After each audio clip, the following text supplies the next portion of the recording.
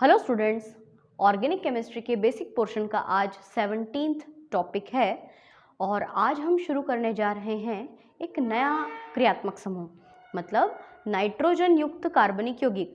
Class 12th के जो students हैं उनके लिए चैप्टर नंबर 13 है जिसका नाम है नाइट्रोजन युक्त कार्बनिक यौगिक।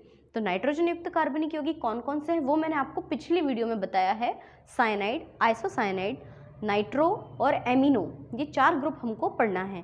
तो आज हम पहले शुरू के 2 पढ़ते हैं। साइनाइड और आइसोसाइनाइड ग्रुप के बारे में आज हम बात करेंगे। तो सबसे पहले आपको हेडिंग डालना है अपनी कॉपी में, साइनाइड समूह, है ना, साइनाइड ग्रुप। देखिए, साइनाइड ग्रुप जो होता है इसका सामान्य सूत्र है RC ट्रिपल बॉन्ड N, ये सामान्य सूत्र है। इसका सामान्य नाम जब हम लिखते हैं तो सामान्य नाम बहुत सिंपल है। R जो होता है वो हमारे लिए एल्किल मूलक है, तो हम इसको लिखेंगे एल्किल, और CN के लिए हम इस्तेमाल करते हैं साइनाइड। अच्छा, पहली बार आज हम ऐसा क्रियात्मक समूह पढ़ रहे हैं जो नाइट्रोजन युक्त है। तो नाइट्रोजन की संयोजकता 3 होती है। क्यों 3 होती है वो भी देख लो। जैसे हमको पता है ना, कार्बन की संयोजकता 4 होती है। कार्बन का इलेक्ट्रॉनिक विन्यास इस तरह का होता है, कार्बन का परमाणु क्रमांक 6, इलेक्ट्रॉनिक विन्यास 2 4, तो कार्बन की संयोजकता 4 है। इसी प्रकार नाइट्रोजन का परमाणु क्रमांक 7, इलेक्ट्रॉनिक संरचना 2 5, तो इसके बाह्यतम कक्षा में 5 इलेक्ट्रॉन है। इसको अपना अष्टक पूरा करने के लिए 3 और इलेक्ट्रॉन चाहिए, इसलिए नाइट्रोजन की संयोजकता 3 होती है और नाइट्रोजन के पास ट्रिपल बॉन्ड होने चाहिए, जबकि कार्बन के पास में यहाँ पर 3 और 1 4 बॉन्ड होते हैं। तो सामान्य नाम तो हो जाएगा इसका एल्किल साइनाइड, परंतु जब इसका IUPAC नाम लिखेंगे तो उसमें हम कार्बन की कुल संख्या लिखेंगे। पहले तो 4 हो तो ब्यूटेन, 5 हो तो पेंटेन, तो एल्केन, और साइनाइड के स्थान पे शब्द आ जाएगा नाइट्राइल।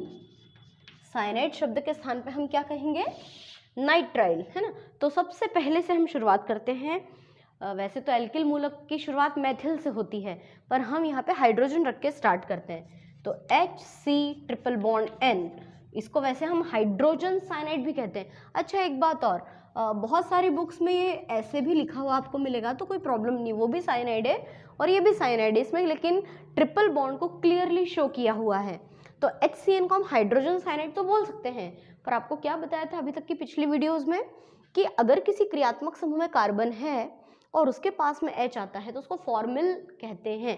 तो इसलिए इसका नाम हो सकता है फॉर्मिल साइनाइड।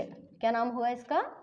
फॉर्मिल साइनाइड, है ना। अब IUPAC नाम, तो IUPAC नाम में ये एक कार्बन है, एक कार्बन को क्या कहते हैं? मिथेन, है ना। और CN के लिए शब्द लगा देंगे नाइट्राइल, मेथेन नाइट्राइल, ठीक है। इस कार्बन को भले ही हमने मेथेन लिखा है, परंतु साइनाइड के लिए तो नाइट्राइल शब्द आएगा ही। अब नेक्स्ट वाला देखते हैं हम, CH3C ट्रिपल बॉन्ड N, इसका सामान्य नाम क्या होगा? CH3 को हम क्या कहते हैं? मेथिल, और CN के लिए क्या हो जाएगा? Cyanide, methyl cyanide. जबकि इसका IUPAC नाम क्या होगा? कितने कार्बन है कुल? 2, तो 2 कार्बन को क्या कहते हैं? एथेन। तो यहाँ हम लिख देंगे एथेन, और इसके लिए शब्द यूज करेंगे हम नाइट्राइल, एथेन नाइट्राइल, है ना। अगला C2H5CN, C2H5 का नाम क्या होता है?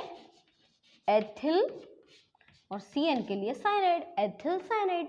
जबकि IUPAC नाम क्या हो जाएगा? 2 और 1 3 कार्बन, तो हम इसको कहेंगे प्रोपेन और नाइट्राइल, प्रोपेन नाइट्राइल। अगला समझ ही गए ना आप? तो C3H7 एक और देख लो, तो सामान्य नाम तो हो जाएगा इसका प्रोपिल साइनाइड, प्रोपिल साइनाइड। जबकि IUPAC नाम क्या हो जाएगा? 3 और 1 4 कार्बन को कहेंगे हम ब्यूटेन, ब्यूटेन नाइट्राइल। इस तरह से आप इस लिस्ट को पूरा कंप्लीट कर सकते हो डेकेन तक, है ना। डेकेन में 11 कार्बन को आइसोडेकेन कहते हैं, 12 को डोडेकेन कहते हैं। बहुत ज़्यादा भी कंप्लीट करना चाहो तो कर लेना। एक फेनिल वाला भी, एरोमेटिक वाला भी यदि हम देखें तो एरोमेटिक साइनाइड में इसका नाम क्या हो जाएगा? बेंजीन और साइनाइड। तो बेंजीन को सामान्य नाम में क्या कहते हैं? फेनिल, है ना, और CN को क्या कहेंगे, फेनिल साइनाइड। जबकि IUPAC नाम क्या हो जाएगा, बेंजीन नाइट्राइल, इसका नाम होगा बेंजीन नाइट्राइल। और अगर बेंजीन नाइट्राइल का आपसे कहा जाए संरचना बनाकर बताओ, तो कैसी संरचना बनाएंगे, बेंजीन रिंग, उसके ऊपर CN या C ट्रिपल बॉन्ड N, ऐसे भी लिख सकते हैं। तो ये मैंने आपको साइनाइड ग्रुप समझाया है। अब इसको बनाने के लिए अगर दिया जाए तो उसको फिर हम कैसे बनाएंगे वो हम यहाँ साइड में देख लेते हैं। जैसे मान लीजिए आपको नाम दिया जाए प्रोपेन 1 नाइट्राइल। नाइट्राइल याद रखना पड़ेगा, नाइट्राइल का मतलब होता है CN, या यूं भी बोल सकते हैं 1 साइनो प्रोपेन। साइनाइड को साइनो भी बोलते हैं, 1 साइनो प्रोपेन या प्रोपेन 1 नाइट्राइल, ये ज्यादा बेटर माना जाता है। तो प्रोपेन यानी 3 कार्बन, और नाइट्राइल का मतलब होता है CN, C तो है, N लगा दो केवल बस। और ये हमेशा कॉर्नर्स पे ही जुड़ते हैं हमेशा, है ना, इस तरफ। तो ये तो हो गया आपका नाइट्राइल ग्रुप। अब इसका अपोजिट हम देख लेते हैं। अपोजिट वाला मतलब कौन सा, आइसोसाइनाइड ग्रुप, है ना। अगला हमारा दूसरा क्रियात्मक समूह है आइसोसाइनाइड समूह, उसको भी हम पढ़ लेते हैं। तो आइसोसाइनाइड समूह, हेडिंग डालना आप लोग कॉपी में, आइसोसाइनाइड समूह, या इसको आइसोसाइनाइड के स्थान पर आइसोनाइट्राइल भी कहते हैं। आइसोसाइनाइड या आइसोनाइट्राइल, या इसका एक और नाम है carbyl amine. Carbyl amine, carbyl amino ethane, इस तरह से एमिनो या एमीन शब्द भी यूज कर सकते हैं। और पहला नाम क्या बताया मैंने आपको, आइसोसाइनाइड, है ना। तो साइनाइड आइसोसाइनाइड में क्या डिफरेंस है, साइनाइड का उल्टा होता है आइसोसाइनाइड। इसका सामान्य सूत्र होता है RN ट्रिपल बॉन्ड C। अब देखो क्या डिफरेंस दिख रहा है आपको इसमें, नाइट्रोजन और कार्बन नाइट्रोजन की पोजीशन चेंज हो चुकी है। नाइट्रोजन की संयोजकता 1 2 3 4 और कार्बन की संयोजकता 1 2 3, ये कैसे हो सकता है, कार्बन की संयोजकता 4 और नाइट्रोजन की 3 होती है। अब इस समस्या का हल करने के लिए क्या करते हैं, तो यहाँ पर लगा देते हैं एक ये वाला बंध, है ना, थोड़ा सा ब्रॉड लेवल पे देखो इसको, 1 2 3, ये अब स्पष्ट दिख रहा होगा। ये कौन सा बंध है, ये होता है उपसहसंयोजक बंध। हम लोगों ने चैप्टर 9 में पढ़ा है ना, उपसहसंयोजी यौगिकों का रसायन, जिसके अंदर जो इलेक्ट्रॉन युग्म देता है वो उपसहसंयोजी बंध निर्माण करता है। तो देखिए नाइट्रोजन 1 2 3, है ना, और ये कार्बन 1 2 3, और नाइट्रोजन का एक इलेक्ट्रॉन इधर भी है। तो ये इस तरह से बंध बनाते हैं, और ये एक बॉन्ड इधर भी बनाता है। तो नाइट्रोजन के पास क्या प्रॉब्लम आती है, देखो कार्बन के पास कितने हैं, 1 2 3, इसको एक इलेक्ट्रॉन और चाहिए। नाइट्रोजन के पास 3 और 1 4 बंधे, ये किसी को अपना एक इलेक्ट्रॉन का जोड़ा देना चाहता है। तो ये क्या करता है, इस प्रकार का बॉन्ड बना देता है। मतलब ये जो इलेक्ट्रॉन का जोड़ा है ना, हो गए 1 2 3 4 5 और 6। तो ये जो 2 इलेक्ट्रॉन्स हैं ये नाइट्रोजन से निकल के किसके पास आ जाते हैं, ये आ जाते हैं कार्बन के पास। तो क्या कार्बन की संयोजकता पूरी हुई, कैसे, देखो 2 बॉन्ड तो ये हैं और 2 इलेक्ट्रॉन ये आ गए, हो गए 4 कंप्लीट। 2 बॉन्ड ये, और ये जो है ये बॉन्ड है, तो इसमें 2 की पूर्ति कर रहा है एकलौता बॉन्ड। और इसकी संयोजकता कैसे पूरी होगी, 1 2 3, अब ये इसके साथ नहीं गिना जाएगा, है ना। मतलब नाइट्रोजन के द्वारा कार्बन परमाणु को इलेक्ट्रॉन का जोड़ा दिया जा रहा है, ये कहलाता है इलेक्ट्रॉन युग्म दाता, और ये परमाणु कहलाता है इलेक्ट्रॉन युग्म ग्राही, है ना। और जिनके बीच में बंध बनता है वो उपसहसंयोजी यौगिक होते हैं। तो आइसोसाइनाइड एक तरह का उपसहसंयोजी यौगिक है। तो ये तो सामान्य सूत्र हुआ। जब हम इसका IUPAC नाम लिखते हैं तो IUPAC नामकरण में सबसे पहले शब्द यूज करते हैं एल्किल, और फिर लिखा जाता है आइसोसाइनाइड। एल्किल आइसोसाइनाइड, है ना। लेकिन जब इसका सामान्य नाम के बाद IUPAC नाम लिखा जाता है तो IUPAC नाम में जितने कार्बन हैं उसको तो लिख देते हैं एल्केन और आगे लिख देते हैं कार्बिलएमीन, मेथेन कार्बिलएमीन, एथेन कार्बिलएमीन, है ना। इस तरह से इसका नाम लिखा जाता है। तो चलो शुरू करते हैं। सबसे पहले HN triple bond C, hydrogen isocyanide, है ना। हाइड्रोजन आइसोसाइनाइड का एक और नाम क्या हो सकता है? Formal isocyanide. अब फॉर्मिल आइसोसाइनाइड तो हो गया। IUPAC नाम में कार्बन कितने बचे? सिर्फ एक कार्बन को हम कहेंगे मिथेन या मैथिल भी कह सकते हैं, मेथेन कार्बिल एमीन, है ना, मेथेन कार्बिल एमीन। अब CH3N ट्रिपल बॉन्ड C।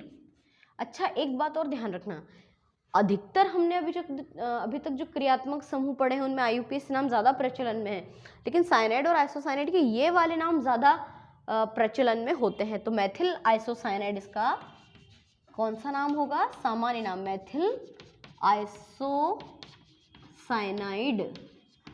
लेकिन इसका IUPAC नाम जब अपन बनाएंगे तो कितने कार्बन है? 2, तो इसको बोलेंगे एथेन और फिर कार्बिल एमीन। इस तरह से इनको हम लिखते हैं। इसकी लिस्ट भी आप पूरी कंप्लीट कर सकते हैं, मैथिल आइसोसाइनाइड, एथिल आइसोसाइनाइड। लेकिन हाँ, याद रखना बार बार कि एक तो ये वाला सूत्र और एक ये C2H5N ट्रिपल बॉन्ड C, इसका नाम क्या होगा? C2H5 को तो कहेंगे एथिल और इसको कह देंगे आइसोसाइनाइड। इसी प्रकार से कार्बन कुल कितने हो गए? 2 और 1 3 कार्बन, तो इसको हम कहेंगे प्रोपेन और फिर इसको कहा जाएगा कार्बिल एमिनो या कार्बिल एमीन, है ना। अब आप इस लिस्ट को कंप्लीट कर दीजिए, लेकिन इसको ज़रूर याद रखना। और एक और बहुत इंपॉर्टेंट सूत्र C6H5N ट्रिपल बॉन्ड C, क्या बोलेंगे हम इसको? फेनिल आइसोसाइनाइड या बेंजीन कार्बिलएमीन, है ना। इसका IUPAC नाम क्या हो जाएगा? Benzene carbyl amine. तो ये हमने 2 ग्रुप पढ़े हैं, साइनाइड और आइसोसाइनाइड, और इनको वैसे बनाने के लिए ज़्यादातर देते नहीं हैं। हमने जैसे बहुत सारे IUPAC नाम बनाने की जो प्रैक्टिस की है, इसको ऐसे प्रैक्टिस करने की कोई ज़रूरत नहीं है। लेकिन हाँ, जैसे MIC क्या है? मिथाइल आइसोसाइनाइड, ये पूछते हैं। मिथाइल आइसोसाइनाइड ये वाला, है ना। MIC भोपाल गैस कांड में इसी गैस का रिसाव हुआ था। तो मिथाइल मतलब CH3, आइसोसाइनाइड मतलब कि N ट्रिपल बॉन्ड C। तो साइनाइड और आइसोसाइनाइड ये 2 ग्रुप हैं, बहुत ही सरल सिंपल से ग्रुप हैं ये हमारे, और इनको आपको अच्छी तरह से प्रिपेयर करना है। स्पेशली कौन कौन से याद रखना है हमको? Methyl isocyanide, ethyl isocyanide, phenyl isocyanide, और साइनाइड में भी मेथिल साइनाइड, एथिल साइनाइड और फेनिल साइनाइड, है ना। देखो मैथिल साइनाइड कैसा होगा? CH3CN, जबकि मैथिल आइसोसाइनाइड कैसा होगा? CH3NC। डायरेक्टली भी लिख सकते हैं। मैथिल के बाद एथिल साइनाइड C2H5CN, और उसको क्या लिखेंगे हम? C2H5NC, ethyl isocyanide. Phenyl isocyanide कैसा होगा? C6H5CN और फेनिल आइसोसाइनाइड C6H5NC। ये सूत्र बहुत अच्छे से आपको प्रिपेयर करना, और कुछ खास बात नहीं है इस ग्रुप में, केवल ये तीनों सूत्र आपको अच्छी तरह से कंठस्थ करना है, क्योंकि जितनी भी रिएक्शंस आती हैं उनमें इनका ही ज़्यादातर इस्तेमाल किया जाता है। साइनाइड और आइसोसाइनाइड ग्रुप के बाद अब हमारा अगला जो ग्रुप आता है वो है नाइट्राइड समूह। नाइट्रोजन युक्त कार्बनिक यौगिकों में कुल 4 क्रियात्मक समूह है, जिसमें 2 हम पढ़ चुके हैं। तीसरा है नाइट्राइड समूह या नाइट्रो ग्रुप, है ना। क्या पढ़ने जा रहे हैं अपन? नाइट्रो पैराफिन या नाइट्रो एल्केन्स, ठीक है। समूह का नाम है नाइट्राइड समूह, है ना। अब नाइट्राइड समूह जो होता है उसका सामान्य सूत्र क्या है? R सिंगल बॉन्ड NO2, है ना। R single bond NO2। इस R NO2 में N तथा O के बीच में किस तरह से बॉन्डिंग होती है? तो देखो, नाइट्रोजन की संयोजकता जो होती है, ऑक्सीजन की संयोजकता 2 होती है ना। अब ऑक्सीजन की संयोजकता तो 2 है, इसकी तो पूरी हो गई। इस नाइट्रोजन की संयोजकता देखो ना ज़्यादा हो रही है, 4 से ज़्यादा बॉन्ड है, 3 से ज़्यादा बॉन्ड है, 1 2 3 4 बॉन्ड आ गए। जबकि नाइट्रोजन की संयोजकता होती है 3 और ऑक्सीजन की होती है 2। ये ऑक्सीजन तो संतुष्ट है, ये दोनों बेचारे प्रॉब्लम में है। इसकी एक संयोजकता ज़्यादा हो रही है, इसकी एक संयोजकता कम पड़ रही है। तो फिर क्या करते हैं अपन, यहाँ पे ऐसा वाला ग्रुप ऐसा वाला बंध लगा देते हैं। तो इसकी स्ट्रक्चर इस तरह की है, लेकिन हम नॉर्मली इसको RNO2 के रूप में लिखते हैं, है ना। तो ये तो हो गया सामान्य सूत्र। सूत्र के बाद में अपन बात करते हैं नाम की। सामान्य नाम, इसका सामान्य नाम होगा एल्किल और NO2 के लिए बोल देंगे हम nitride, alkyl nitride.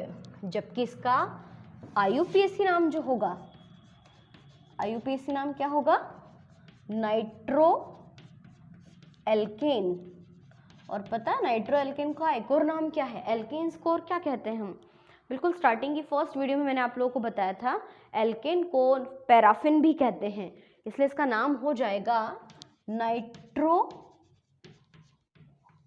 Paraffin, nitro paraffin, है ना। तो बहुत सिंपल सा ग्रुप है, जैसे मैंने हेलोजन वाला ग्रुप पढ़ा था, halides, chloride, bromide, fluoride, iodide और फिर क्लोरो, फ्लोरो, ब्रोमो, आयोडो, ठीक वैसे नाइट्राइड और नाइट्रो, जैसे क्लोराइड का क्लोरो, नाइट्राइड का नाइट्रो, ब्रोमाइड का ब्रोमो, फ्लोराइड का फ्लोरो, बिल्कुल वैसा ही, बहुत सरल है ये। तो सबसे पहले CH3 से स्टार्टिंग करते हैं, CH3NO2, है ना। पहले मैं 2-4 सूत्र कंटिन्यू लिख देती हूँ, इस तरह से पढ़ते हैं अपन, है ना। CH3NO2, फिर क्या आता है C2H5NO2, फिर C3H7NO2, C4H9NO2, समझ गए, एक C6H5NO2 ये भी रख लेते हैं, है ना। ये एरोमेटिक आ गया बीच में, C6H5। अब सामान्य नाम, CH3 का नाम क्या होता है, मैथिल, और NO2 का नाम क्या होता है, नाइट्राइड। तो पहले वाले का नाम बन गया मैथिल नाइट्राइड, दूसरा C2H5, तो इसका नाम क्या होगा, एथिल, और NO2 का नाम क्या हो जाएगा, नाइट्राइड, एथिल नाइट्राइड। फिर नेक्स्ट वाले का क्या हो जाएगा, प्रोपिल नाइट्राइड, फिर ब्यूटिल नाइट्राइड, और इसका क्या होना चाहिए, C6H5NO2 का फेनिल और नाइट्राइड, फेनिल नाइट्राइड, है ना। तो कितना सिंपल है ये, बहुत सरल वाला सूत्र है ये। और क्योंकि नाइट्रोजन युक्त कार्बनिक यौगिक को लास्ट में पढ़ाना था, इसलिए मैंने ग्रुप लास्ट में चुना। हम इसको हेलाइड्स के बाद पढ़ते तो बहुत इजी लगता आपको। अब IUPAC नाम, CH3 का नाम मैथिल है, परंतु इसको जब IUPAC में कहते हैं तो मैथेन कह देते हैं। अब नाइट्रो पहले और एल्केन बाद में। देखो सामान्य नाम में क्या करा था, मैथिल का नाम पहले और नाइट्राइड का नाम बाद में। अब नाइट्रो का नाम पहले और मेथिन का नाम बाद में। तो NO2 का नाम तो हम लिखेंगे नाइट्रो, और मेथिल की बजाय क्या हो जाएगा, मिथेन, नाइट्रोमिथेन। फिर दूसरा क्या हो जाएगा, नाइट्रो एथेन। फिर क्या हो जाएगा, नाइट्रो प्रोपेन। फिर नाइट्रो, थोड़ी सी मेरी ये है, नाइट्रो ब्यूटेन, है ना, नाइट्रोप्रोपेन ये वाला है। और इसको क्या कहेंगे, फेनिल नाइट्राइड को, फेनिल नाइट्राइड को कह देंगे नाइट्रो बेंजीन। इसका नाम हो जाएगा नाइट्रो बेंजीन। लेकिन नाइट्रो बेंजीन का एक बहुत बहुत स्पेशल नाम है, 12th के बच्चों को तो मुझे लगता है याद होगा, 101% याद होगा कि क्या स्पेशल चीज़ है ये, है ना। बेंजीन रिंग के ऊपर NO2 लगा दो तो क्या बोलते हैं इसको। 11th और 10th के बच्चों को याद करने की बहुत ज़्यादा आवश्यकता है। 10th के बच्चे अगर 10th क्लास में याद कर लोगे तो आपको अगले 2 साल कोई प्रॉब्लम ही नहीं आएगी। तो नाइट्रो बेंजीन का स्पेशल नाम क्या होता है, इसका नाम होता है मीरबेन का तेल, मीरबेन का तेल, है ना। मीराबेन का तेल मत कर देना, मीरबेन का तेल इसको बोलते हैं। कई बार ऑब्जेक्टिव्स में आता है मीरबेन का तेल रिक्त स्थान होता है, या नाइट्रोबेंजीन का प्रचलित नाम रिक्त स्थान है, या C6H5NO2 को रिक्त स्थान भी कहते हैं। ऐसे कुछ भी प्रश्न पूछ सकते हैं। ये बहुत पॉपुलर है, बहुत कॉमन भी है और आपको याद भी रहेगा नाम, काफ़ी इंटरेस्टिंग नाम है इसका, मीरबेन का तेल। तो कितना सरल है ना नाइट्राइड ग्रुप। अब इसको बनाने के लिए दिया जाए तो कैसे देंगे, इसको यदि बनाने के लिए देते हैं तो तो बहुत ही सरल है ये। इसमें क्योंकि नाइट्रोजन युक्त क्रियात्मक समूह है ना, कोई कार्बन तो है नहीं कि बिल्कुल कॉर्नर से इसको जोड़ना है और कोने वाले कार्बन को ही फर्स्ट नंबर पे मानना है, ऐसा कोई प्रॉब्लम वाली बात नहीं है। जैसे मान लो मैंने नाम दिया 2 नाइट्रोप्रोपेन,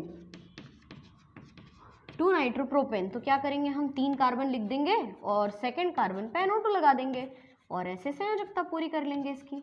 कितना सिंपल है 2 नाइट्रोप्रोपेन। फिर मान लीजिए एक नाम दे दिया आपको 2,4 डाई नाइट्रो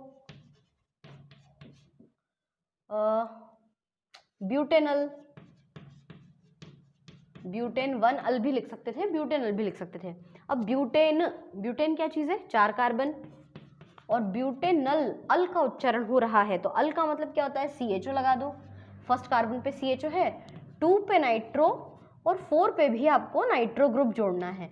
मतलब नाइट्रो ग्रुप जोड़ने में कोई प्रॉब्लम वाली बात नहीं है, जैसे क्लोरो का यूज़ करते थे हम, OH का यूज़ करते थे, वैसे ही NO2 को जोड़ना है। तो ये तो आप लोग बना लेंगे बहुत अच्छे से। मैं आपको नाइट्राइड या नाइट्रो ग्रुप के 3 प्रकार और पढ़ा दूं कि जो नाइट्राइड समूह होते हैं ये 3 तरह के होते हैं ना, इसके प्रकार या इसका वर्गीकरण। सिंगल बॉन्ड NO2 समूह का वर्गीकरण, या ऐसा नहीं लिखना चाहिए, इसको नाइट्रो एल्केन का वर्गीकरण कहते हैं अपन, है ना, नाइट्रो एल्केन, नाइट्रो एल्केन समूह का वर्गीकरण। चलो ये हेडिंग डाल दी हमने। नाइट्रो एल्केन मतलब कि RNO2 जो होते हैं, RNO2 3 प्रकार के होते हैं। कौन कौन से 3 प्रकार के होते हैं ये, बिल्कुल अल्कोहल पढ़ा ना वो वैसा का वैसे ही है ये। प्राथमिक नाइट्रो एल्केन, है ना, मतलब कि primary nitro alkene, primary, secondary और टर्शरी। मतलब इसको हिंदी में हम क्या कहेंगे, प्राथमिक, द्वितीयक और तृतीयक। तो हम इसको लिख सकते हैं प्राथमिक नाइट्रो एल्केन, है ना। फिर द्वितीयक वाले को कैसे लिखेंगे हम, द्वितीयक नाइट्रो एल्केन, और फिर तीसरा क्या हो जाएगा, तृतीयक नाइट्रो एल्केन। अभी कैसे बनाएंगे हम, तो बिल्कुल अल्कोहल अगर आपको याद हो ना, अल्कोहल के 3 प्रकार, प्राथमिक, द्वितीयक, तृतीयक, तो वही तो है ही है। प्राथमिक नाइट्रो एल्केन का सूत्र RCH2NO2, है ना, ये प्राथमिक है। प्राथमिक क्यों, क्योंकि ये, इसको मैं खोल के बताती हूँ आपको, RCHNO2 ये प्राथमिक नाइट्रो एल्केन है, क्योंकि इसमें एक ऐसा कार्बन है जो प्राइमरी कार्बन है, जो एक ही कार्बन परमाणु से जुड़ा है, तो ये प्राथमिक नाइट्रो एल्केन। द्वितीयक नाइट्रो एल्केन का सूत्र क्या होगा, R2CHNO2।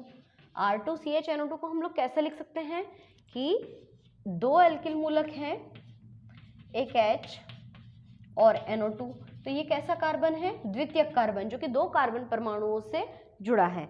और तृतीयक नाइट्रो एल्केन जो होता है R3CNO2, मतलब इसमें क्या होगा कि एक ऐसा कार्बन है जिसकी 3 संयोजकता तो एल्किल मूलक से और 1 संयोजकता नाइट्रो ग्रुप से जुड़ी है, तो ये तृतीयक कार्बन होता है।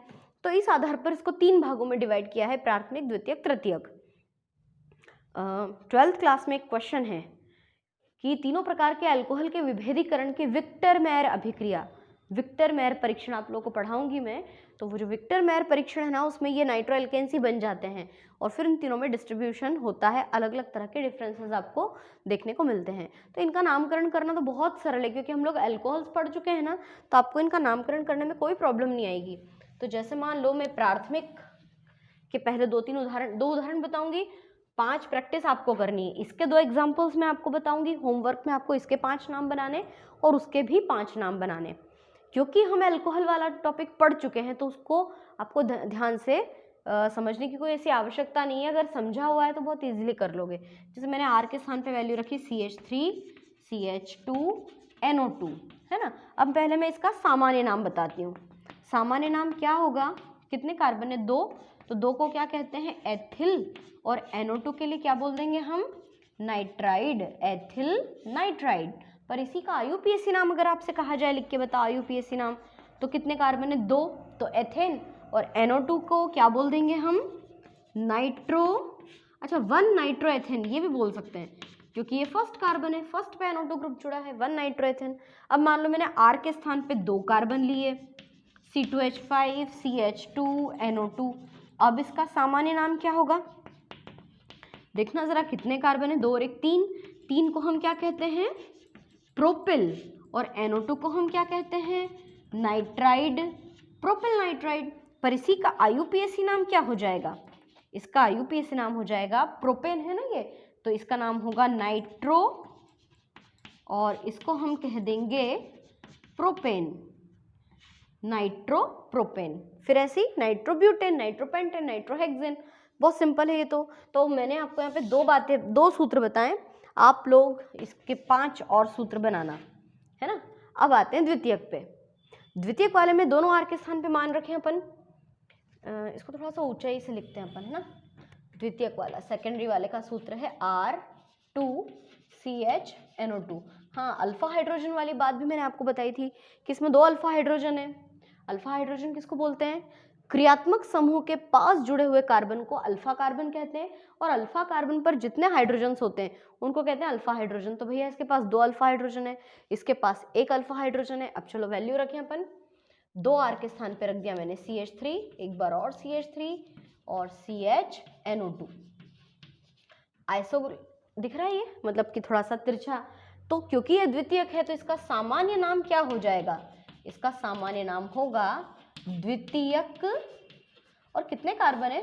3, तो 3 को बोलते हैं प्रोपिल, द्वितीयक प्रोपिल नाइट्राइड। सामान्य नाम द्वितीयक प्रोपिल नाइट्राइड। अपन ने द्वितीयक प्रोपिल अल्कोहल भी बनाया है। IUPAC नाम क्या होगा? IUPAC नाम में क्या करते हैं अपन? लंबी श्रृंखला का चयन कर लो, 1 2 3, 3 ही तो कार्बन है, 3 कार्बन है, प्रोपेन, और सेकंड पे आ रहा है NO2, तो इसका IUPAC नाम होगा 2 नाइट्रोप्रोपेन, 2 नाइट्रोप्रोपेन। अब एक और सूत्र बताती हूँ मैं आपको, अगले 3 4 5 आपको बनाने हैं। तो जैसे मैंने एक R के स्थान पे CH3 लिया, दूसरे R के स्थान पे C2H5 लिया, मेथिल एथिल, है ना। अब इसको कैसे बनाएंगे? तो इसका सामान्य नाम क्या होगा? देखना जरा कितने कार्बन है, 2 और 1 3 और 1 4, तो 4 कार्बन को कहते हैं ब्यूटिल, और ब्यूटिल के पहले क्या शब्द लगाएंगे? द्वितीयक ब्यूटिल, और NO2 के लिए नाइट्राइड, द्वितीयक ब्यूटिल नाइट्राइड। परंतु इसी का जब IUPAC नाम लिखा जाएगा तो कितने कार्बन है? 2 3 4। अच्छा, यहाँ से गिनती शुरू करेंगे तो ये 3 नंबर आ रहा है, 3 नाइट्रो ब्यूटेन, पर यहाँ से गिनेंगे तो 1 और 2, तो इसका नाम क्या बनेगा? IUPAC नाम 2 नाइट्रो, और 4 कार्बन होने के कारण ब्यूटेन, 2 नाइट्रो ब्यूटेन, है ना। तो 2 मैंने आपको प्राइमरी के सिखाए, 2 द्वितीयक के। अब 2 एग्जाम्पल तृतीयक की भी देख लेते हैं, है ना। तृतीयक वाले को कैसे बनाना है? तृतीयक वाले का सूत्र है R3CNO2।